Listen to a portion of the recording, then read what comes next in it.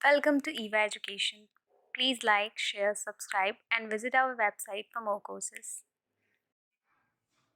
This is हीवा myself doctor Ashok Singh Yadav और आज हम पढ़ेंगे कि फादर ऑफ बॉटनी कौन थे। किसी भी सब्जेक्ट को पढ़ने के लिए हमें उसकी हिस्ट्रिकल बैकग्राउंड के बारे में पता होना चाहिए, तभी हम लोग को उस सब्जेक्ट को जानने की क्यूरियोसिटी बढ़ती है और हम नए टर्म्स कैसे आए, उनका क्या कंट्रीब्यूशन था, तो सब्जेक्ट को और पढ़ने के ऊपर क्यूरियस होते हैं। तो बेसिकली जो थियोफ्रेस्टस थे फादर ऑफ बॉटनी थे।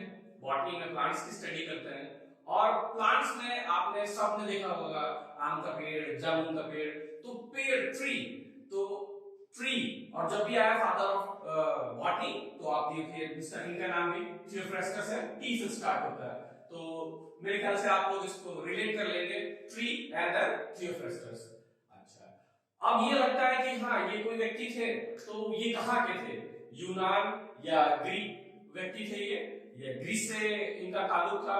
और एक यूनानी को सब लोग जानते हैं, एक ग्रीक लेजेंड को सब लोग जानते हैं, अलेक्जेंडर द ग्रेट। और अलेक्जेंडर द ग्रेट और थियोफ्रेस्टस दोनों एक ही गुरु से पढ़े हैं जिनका नाम था अरस्तु। अरस्तु भी फिलोसोफर थे, जूलॉजिस्ट थे, बायोलॉजिस्ट थे। तो इनका स्टूडेंट थियोफ्रेस्टस कैसे कुछ कम रह सकते थे? तो ये भी बॉटनिस्ट थे, फिलोसोफर थे और फिजिसिस्ट भी थे। तो इस तरह से आपके थियोफ्रेस्टस फादर ऑफ बॉटनी है। और इन्होंने बॉटनी के अलावा भी फिलोसफी में भी बहुत ढेर सारा काम किया हुआ है।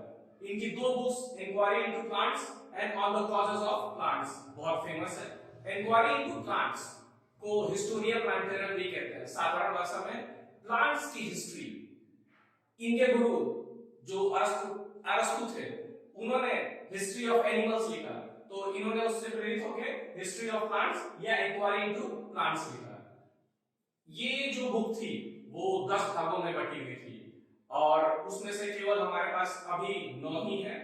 इसमें से पहला जो पार्ट था वो प्लांट्स के पार्ट के बारे में था कि प्लांट्स में लीव्स होती है, ब्रांचेस होती है, स्टेम होता है।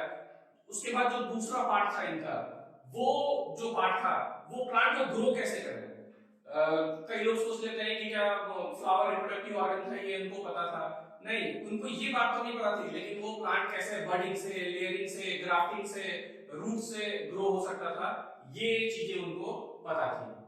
चलिए, इसके बारे में हम और आगे भी पढ़ेंगे, लेकिन हम इसके बारे में ये जान लेंगे जब ये व्यक्ति फादर ऑफ बॉटनी है तो हमको ये लग जाता है कि ये कहाँ जन्मे होंगे।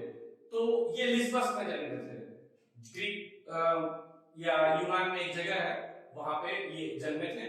और इसके बाद ये आगे एथेंस आ गए। आपने एथेंस नाम तो जरूर सुना होगा, फिल्मों में भी इसका नाम है, 100 फिल्म जो है उसमें भी आपने इसका नाम सुना होगा कि एथेनियंस।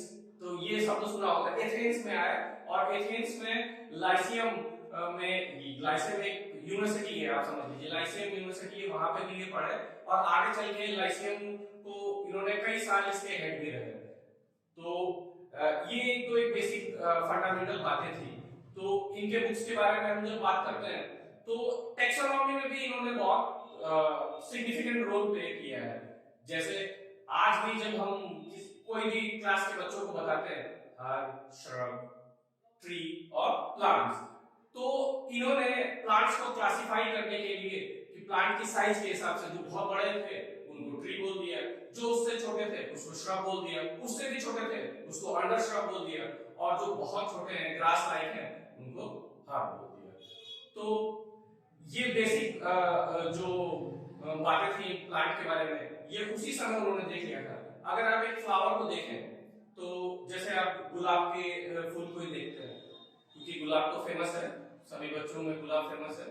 तो गुलाब का फूल अगर आप देखेंगे तो आप उसकी कैलिक्स कोरोला या उसकी पंखुड़ियों को देखें तो पंखुड़ियां फ्री हैं, उसकी कैलिक्स एंड कोरोला फ्री है। तो इन बारीक बातों पे भी उन्होंने ध्यान दिया कि कौन से फ्लावर्स में कैलिक्स कोरोला फ्यूज्ड है, किसमें फ्री है, किसमें जो फ्लावर के जो फीमेल पार्ट है वो ऊपर है, किसमें फ्लावर का फीमेल पार्ट नीचे है, तो सुपीरियर इंफीरियर।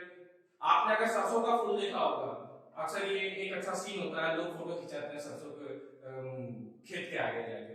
तो अगर आपने सरसों का फूल देखा होगा या सरसों का प्लांट देखा होगा तो उसमें ढेर सारे फ्लावर एक साथ निकले रहते हैं और ऐसा लगता है कि वो खत्म ही नहीं होता, तो उसको कहते हैं इनडिटर्मिनेट टाइप ऑफ इन्फ्लोरेसेंस। ऐसा ऐसा जो इन्फ्लोरेसेंस है यानी कि फूलों का समूह जो लगता है कि बढ़ता ही जा रहा है। और अगर आपने गुड़हल का फूल देखा होगा तो वो अकेला लगता है, तो वो डिटर्मिनेंट टाइप, यानी अकेला है, तो डिटर्मिनेंट टाइप ऑफ इन्फ्लोरेसेंस। जो बेसिक बात है, मोनोकॉट में एक कॉटिलिडन होता है, डाइकॉट में 2 कॉटिलिडन होते हैं, ये सब बेसिक बातें वो जान गए थे। तो जस्ट बॉटनी को उन्होंने किताबों से नहीं पढ़ा, वो बॉटनी को फील्ड में पढ़ते थे और काफी पूरे यूनान का उन्होंने भ्रमण किया और वहां से जो प्लांट्स के बारे में जानकारी मिली वो उन्होंने इसमें लिखा है। तो जो इंक्वायरी इनटू प्लांट्स या हिस्टोरिया ऑफ प्लांटेरियम जो बुक थी, मैं इससे पहले भी बता चुका हूं कि 10 भाग में थी। तो पहला भाग ये था कि किसी भी ऑर्गेनिज्म को हम पढ़ते हैं तो हम ये देखते हैं कि उसके पार्ट्स क्या हैं। तो उन्होंने 10 भागों में बांटा, तो पहले भागों को उन्होंने इसी के लिए डिवोट कर दिया कि प्लांट्स के क्या-क्या पार्ट्स होते हैं। तो प्लांट्स के क्या पार्ट्स होते हैं, कोई भी प्लांट पढ़ेंगे तो सबसे पहले हम उसके पार्ट्स के बारे में पढ़ेंगे। पहला पार्ट प्लांट्स के पार्ट। जब आपने प्लांट्स को जान लिया कि क्या पार्ट होते हैं, किस तरह का होता है, और इस दौरान ही उन्होंने मशरूम को इससे अलग रख दिया था। मशरूम फंगस है, इससे अलग रख दिया इसी अध्ययन के दौरान ही। बारीक अध्ययन उनका है। ट्रफल्स वो भी एक मशरूम है, एक फंगस है, उसको भी अलग रख दिया था। जो ट्रफल्स है वो एस्कोमाइसीटीज का है और जो मशरूम है बेसिडियोमाइसीटीज का है। इन दोनों फंगस को उन्होंने इस दौरान ही अलग रख दिया था। अच्छा, आगे चल के हम देखेंगे कि जब इन्होंने प्लांट्स के पार्ट की स्टडी की, उसके बाद जब दूसरे भाग में आए वो कैसे ग्रो करता है कि बडिंग से, लेयरिंग से, ग्राफ्टिंग से। जो तीसरा, चौथा और पांचवी बुक थी उनकी, उन्होंने ना ऐसे ट्री के बारे में लिखा कि वो कौन कौन से ट्री हैं, वो कैसे ग्रो करेंगे, इसके बारे में लिखा। छठा जो उन्होंने बुक लिखी थी, छठी और 7th पार्ट जो बुक थी उनकी, स्पाइनी श्रब्स, जो श्रब्स जिसमें कांटे लगते हैं और श्रब्स के बारे में लिखा उन्होंने।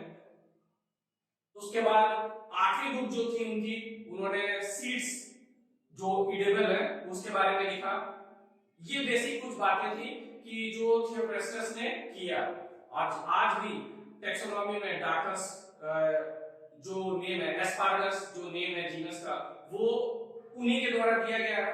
और कोई भी मेडिसिनल वैल्यू के प्लांट्स थे जो कि 8वीं आपका कि 5वीं बीसी से लेके 1500 एडी तक, आज तक जो भी ये इस दौरान हिस्ट्री के जो भी बॉटनी पे बुक्स लिखी गई, सबसे सिग्निफिकेंट बुक यही दोनों थी। तो आपके लिए ये 2 मुख्य बातें हो गई कि ये वाकई इन्होंने इस पे क्या काम किया। तो ये कुछ इनकी खास बात थी। अच्छा, इन्होंने ना अपनी खुद की लैंग्वेज में प्लांट्स को डिस्क्राइब किया था कि किस तरह से ये, और इनका इतना बारीक ऑब्जर्वेशन था कि जैसे कि पाम ट्री है, तो पाम ट्री में खजूर नहीं लग रहा है, तो पाम ट्री में किसी मेल प्लांट से उसकी ब्रांचेस को उस पे झाड़ दिया जाए। फ्लावर के बारे में उनको पता नहीं था, रिप्रोडक्शन के बारे में पता नहीं था, लेकिन देखिए उन्होंने एक्सपेरिमेंटली ये देखा कि ऐसा करेंगे तो पाम फ्रूट में फ्रूट्स लग जाएंगे। अच्छा, फिग के बारे में भी उन्होंने देखा कि कुछ स्पेशल टाइप के कीड़े अगर रख दिए जाते हैं तो उनके फल मैच्योर हो जाते हैं। अंजीर, उनके फल मैच्योर हो जाते हैं। अंजीर वहां पर बहुत पहले से इकोनॉमिकली इंपॉर्टेंट फ्लावर वो फ्रूट था।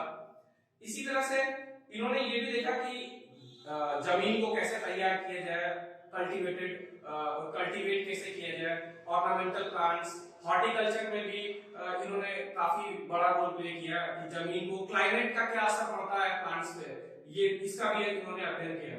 और यही नहीं, जो कुछ ऐसे प्लांट्स के इन्होंने डिस्क्रिप्शन दिए हैं, जैसे कि बरगद का प्लांट है, जैसे दालचीनी है, काली मिर्च है, ये सारे प्लांट्स तब तक वो यूनान में नोन नहीं थे, लेकिन सिकंदर ने जब भारत पे आक्रमण किया और उनके साथ जो रहने वाले लोग थे उनसे भी जानकारी इकट्ठा की। तो ये ऐसा है कि इन्होंने खुद भी स्टडी की और उस समय वहां से जो नॉलेज आया उनको, वो भी उस समय वहां के लोगों को उन्होंने इंट्रोड्यूस किया। तो ये केवल लोकल वेराइटीज का ही स्टडी नहीं कर रहे हैं, ये बाहर से के वेराइटीज के प्लांट्स का भी स्टडी कर रहे हैं। Okay, thank you.